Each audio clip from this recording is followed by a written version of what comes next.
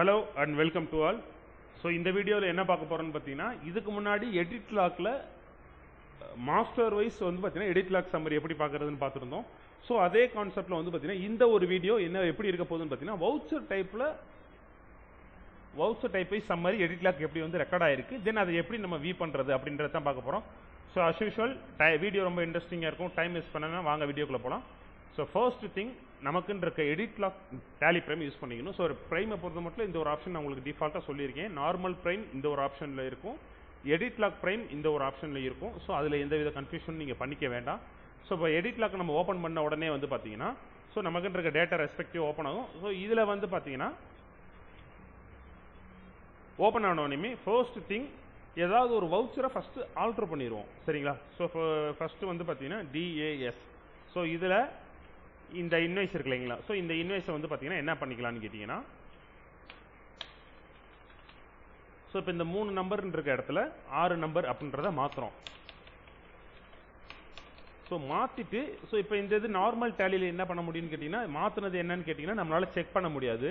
But edit லாக்கை பொறுத்த மட்டும் Alt G கொடுக்குறோம், எடிட் லாக்ன்றதை டைப் பண்ணுறோம். டைப் பண்ணோடனே வந்து பார்த்தீங்கன்னா மாஸ்டர் வைஸ்ன்றது இல்லாமல் வவுச்சர் டைப்ஸ்னு ஒரு ஆப்ஷன் இருக்கா. ஸோ இந்த வவுச்சர் டைப்ஸ் போகிறோம். ஸோ டைப்ஸ் போனோடனே வந்து பார்த்தீங்கன்னா என்ன ஆகுதுன்னு கேட்டிங்கன்னா, நமக்கு இந்த ஒரு பர்டிகுலர் பில் இருக்குது. இந்த பில்லை என்டர் அடித்தோம்னா போதும், ஆட்டோமேட்டிக்காக பில்லு என்ன சொல்லியிருக்கு, ஸோ 30 ஜூனில் 1/16 ஒரு மாடிஃபை ஆயிருக்கு. தென் இது இல்லாமல் 13 ஜூலை 2025 கரெக்டாக 2:59 ஒரு மாடிஃபை ஆயிருக்கு அப்படின்ற மாதிரி காட்டுது. ஸோ என்டர் அடிச்சு முடிச்சோடனே வந்து பார்த்தீங்கன்னா, ஸோ ஃபர்ஸ்ட் இது என்டர் அடிச்சு பார்ப்போம். ஸோ ஃபர்ஸ்ட் திங் என்னன்னா பேன் மாடிஃபை ஆயிருக்கு. தென் இது இல்லாமல் வந்து பார்த்தீங்கன்னா என்ன ஆயிருக்குன்னு கேட்டிங்கன்னா, நம்மளோட ப்ரைஸ் மாடிஃபை ஆயிருக்கு, குவான்டிட்டி மாடிஃபை ஆயிருக்கு. Then so price quantity modify ஆயிருக்கு. இது மொதல் சேஞ்சஸ், சரிங்களா? ஸோ இப்போ இதுலேயே ரெண்டாவது சேஞ்சஸ் பார்க்குறப்போ என்ன பண்ணியிருக்கோன்னு கேட்டிங்கன்னா, குவான்டிட்டிலையும் அமௌண்ட்லையும் மாடிஃபிகேஷன் ஆயிருக்கு. ஏன்னா ஃபஸ்ட்டு 3 இருந்துச்சு, அடுத்து அதை நம்ம 6ன்னு மாற்றணும். ஸோ அதனால் மாடிஃபை ஆயிருக்குன்றத டீட்டெயில்டு ரிப்போர்ட்டாக நமக்கு ஷோ பண்ணும்.